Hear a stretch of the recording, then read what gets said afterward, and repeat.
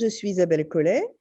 J'étais à l'origine informaticienne. J'ai un bachelor en traitement numérique du signal, il y a très longtemps. Je n'ai pas trouvé de travail en informatique, aussi curieux que cela puisse paraître. Dans les raisons pour lesquelles j'ai pas trouvé de travail, eh bien, il y a le fait que je suis arrivée sur le marché de l'emploi au moment où il y a eu une crise dans l'informatique. C'est pas très courant. C'était au tout début des années 90. Et puis à ce moment-là, j'étais aussi une jeune femme mariée et je voyais bien dans le regard de mes employeurs que je n'étais pas leur premier choix. C'est-à-dire que mes collègues masculins, moins en capacité de faire eux-mêmes des enfants, étaient des personnes plus embauchables que moi. Donc, je suis devenue sociologue. J'ai passé une thèse en sciences de l'éducation sur la masculinisation des études d'informatique. J'ai été nommée à Genève en sciences de l'éducation. Je suis maintenant professeure à l'Université de Genève. Je suis une sociologue très heureuse, mais j'aurais été une informaticienne très heureuse aussi si j'avais pu faire carrière dans ce domaine.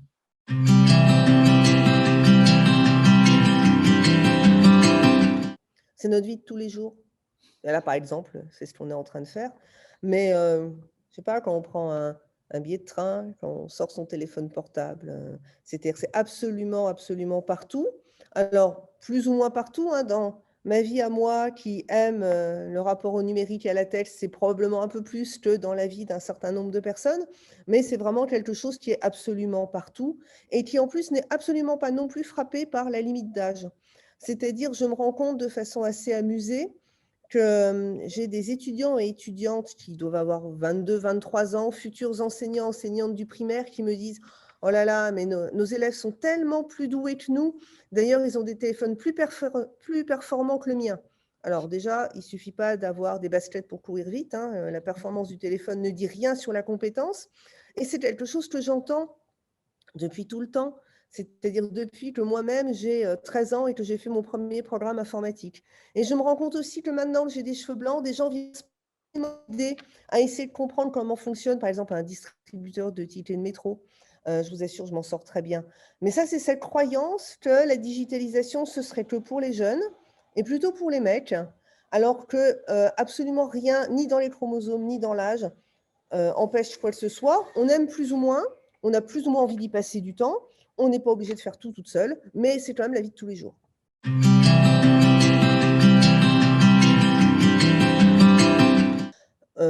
On est dans la transition numérique à marche forcée. Alors peut-être un peu trop forcée, effectivement, c'est-à-dire peut-être qu'on ne prend pas toujours le temps de se poser et de se dire qui vont être les exclus du numérique, tant en termes de formation, de compétences ou même simplement d'envie. Le fait est, la crise Covid nous l'a d'ailleurs montré encore plus, on se numérise de plus en plus.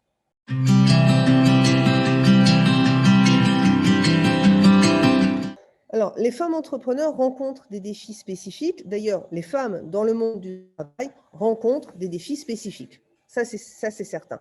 Plus le domaine a du prestige, plus il peut apporter du pouvoir, plus elles vont rencontrer des défis spécifiques aussi. On sait par exemple, ça a été étudié maintes fois, qu'un projet déposé par une femme ou un groupe de femmes a moins de chances d'être financé à la même hauteur qu'un projet déposé par un homme ou par un groupe d'hommes. La psychosociale nous montre aussi très bien que, en termes de compétences, on prête plus de compétences aux hommes qu'aux femmes, qu'on soit soi-même d'ailleurs un homme ou une femme. Nous sommes socialisés à penser que la compétence est masculine. Et je me souviens de deux développeuses qui lançaient un projet tech qui expliquait qu'elles s'étaient inventé un troisième partenaire masculin qui n'existait pas, mais que ça aidait considérablement dans les relations numériques avec d'autres entreprises pour être prises au sérieux. C'est-à-dire que lui, on lui répondait, lui, il avait des contacts. Alors, c'est navrant, hein, c'est navrant de se dire qu'il faut s'imaginer un partenaire fantôme pour pouvoir être pris au sérieux, mais dans un sens, c'était pragmatique. Mais ça prouve bien qu'effectivement, les défis ne sont pas les mêmes.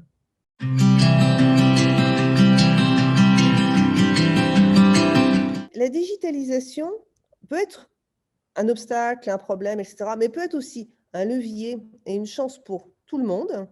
Ça permet, par exemple, de plus facilement articuler vie professionnelle, vie familiale, vie privée, vie personnelle, etc. Parce que, alors pour le coup, un défi que toute personne rencontre, et en particulier si cette personne a l'intention d'avoir des enfants, une famille et de s'en occuper, donc ça peut concerner les hommes, mais on sait que statistiquement, ça concerne davantage les femmes, c'est l'articulation des temps de vie. Parce qu'on dit souvent qu'il y a 2 temps de vie, vie privée et vie professionnelle, il y a 3 temps de vie. Il y a la vie domestique, la vie personnelle, retourner dans les terrasses, boire des verres, et la vie professionnelle. La digitalisation, certes, ça peut abattre ces frontières, mais ça permet aussi d'articuler beaucoup plus facilement, de façon beaucoup plus fluide, en particulier quand on a l'intention de mener le tout de front, alors certes avec des conflits entre toutes les sphères, mais quand même de réussir à mener tout de front.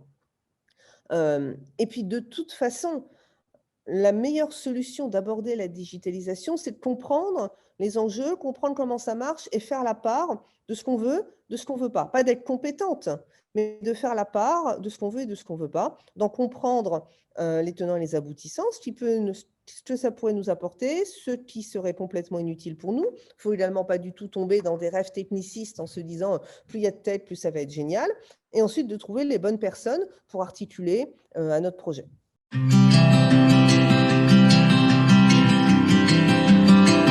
Il y a très peu de projets, enfin je n'imagine aucun projet dans lequel ça n'aurait rien à voir. Après, ça peut être un choix personnel de ne pas en vouloir, mais de toute façon, c'est malin de se poser la question de qu'est-ce que ça pourrait m'apporter. Ensuite, c'est aussi extrêmement malin de comprendre comment ça fonctionne et quels sont les enjeux. C'est-à-dire, actuellement, on a un monde numérique qui est conçu, défini, programmé, développé, maintenu à 90% par des hommes blancs du milieu socio-professionnel favorisé. La technoscience, ça concerne plus de monde que ça. Ça concerne absolument tout le monde et avoir un pouvoir décisionnel sur ce qu'on va mettre en place, ce qu'on ne va pas mettre en place, ce qui va nous être utile. Ça ne veut pas dire devenir tous et toutes informaticiens, informaticiennes, ça ne veut pas dire qu'on doit tous et toutes savoir coder, ça veut dire qu'on doit savoir, par exemple, ce que c'est qu'un programme, ce qu'on doit en attendre et ce qu'on ne doit pas en attendre. L'intelligence artificielle, par exemple, c'est quelque chose dont on parle énormément, l'intelligence artificielle, ce n'est pas du tout quelque chose d'intelligent. Savoir quelles sont les limites et les apports de l'intelligence artificielle, ça ne demande pas à être technicien, technicienne. Mais par contre, c'est extrêmement utile, d'une part, pour ne pas se laisser bercer par des propos technicistes qui, dans un certain nombre de cas, sont davantage d'ailleurs habités par des hommes, et en même temps, ne pas tourner le dos à quelque chose qui pourrait nous servir.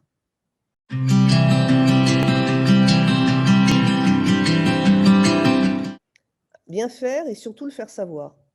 Ça, c'est quelque chose qui m'avait impressionné quand j'avais entendu dans une école d'ingénieurs un ancien ingénieur venir parler aux élèves et leur disant « Ce qu'il faut savoir, ce que mon père m'a toujours dit, c'est qu'il faut bien faire et surtout, il faut le faire savoir. » Et là, j'ai été sidérée.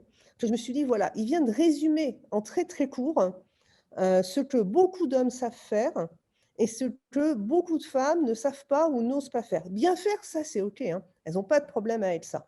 Mais nous sommes élevés à plus de modestie, plus de silence, plus de calme, tendance à nous mettre en retrait, à faire la part des choses, ce qu'on a réussi, ce qu'on n'a pas réussi. Alors, je ne dis pas qu'il faut se vanter à tout prix, il faut savoir mettre en valeur ce qu'on sait bien faire parce que ce n'est pas sûr que des personnes le feront pour nous. Quand on est à l'école, et c'est dans un sens la grande incompréhension entre l'école et le monde du travail. Quand on est à l'école, il y a un enseignant, une enseignante qui va venir vérifier notre compétence via un examen, un oral, etc.